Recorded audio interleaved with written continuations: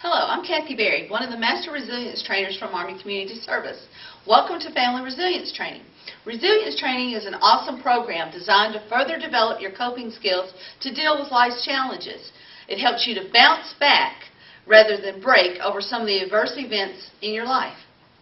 For instance, have you ever been in a hurry to get to work or to an appointment and gotten stuck behind a slow driver without any opportunity to pass?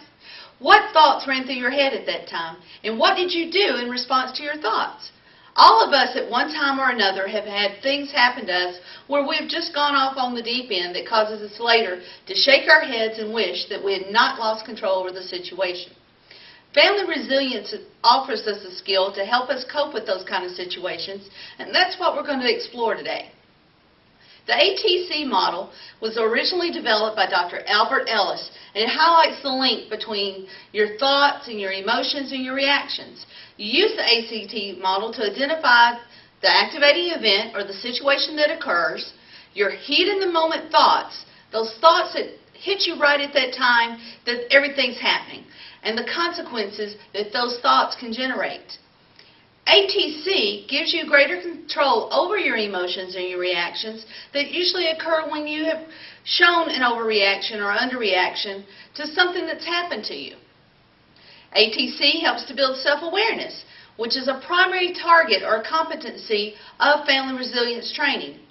And we build not only our self-awareness, but ultimately our self-regulation by slowing the process down and separating what happened from what we said to ourselves about it, from our feelings and our behaviors or responses to the situation.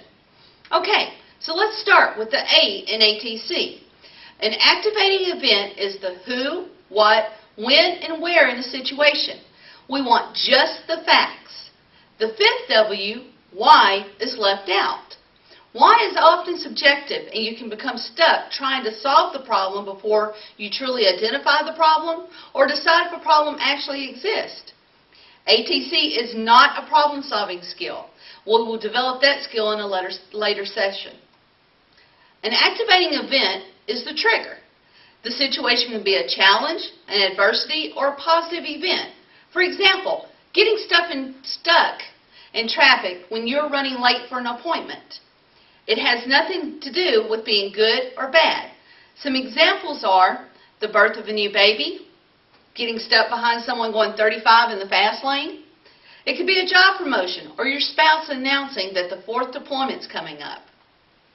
Now let's look at the T in the ATC model. These are those thoughts that emerge from the activating event. Thoughts are what you say to yourself in that heat of the moment. What runs through your head immediately as the situation is taking place. We also refer to these as your in-the-wild thoughts. They're not always pretty.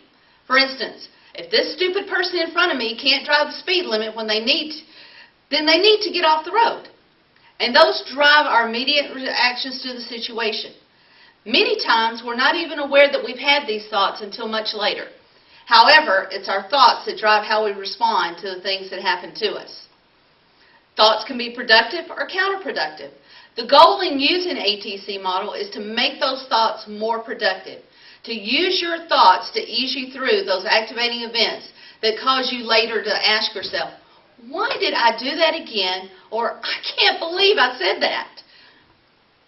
The C in ATC stands for consequences. Essentially, it's your overreaction to certain situations. And these are two parts in this last component of ATC. The emotions, what you feel in reaction to the activating event, and your reaction, what you do as a response to the activating event. You know, you may feel angry or frustrated at the person in the car in front of you and start blowing your horn or yell at them when you do eventually get to pass them. Emotions are feelings and are usually accompanied by physiological and behavioral changes in the body. Some examples include anger, happiness, fear, love, and there's many more. Some changes that occur into our body might be sweating or your heart racing or crying, and there's others that go along with those emotions. We all have emotions that we handle effectively and others that we don't handle as effectively as we need to or want to. Some people find that there's a pattern in their thoughts, that they relate to a certain theme that occurs in certain activating events. Does getting stuck in traffic always annoy you? Noticing patterns in your thoughts can help you to understand why you continually react the way you do to certain situations. A good rule of thumb to use as you begin using ATC and identifying patterns in your emotions and reactions is to ask yourself, is my reaction helping me or harming me? Did honking your horn and yelling at the other driver help the situation? Remember, the more you practice the ATC model, the more you will become aware of patterns in your thinking and reactions that are counterproductive. Once you are more aware, you can disrupt the cycle of heat-of-the-moment thoughts that lead to counterproductive reactions, and you become better able to cope with life's adversities. For more information on ATC and other family resilience skills, give us a call at ACS. We would love to hear from you.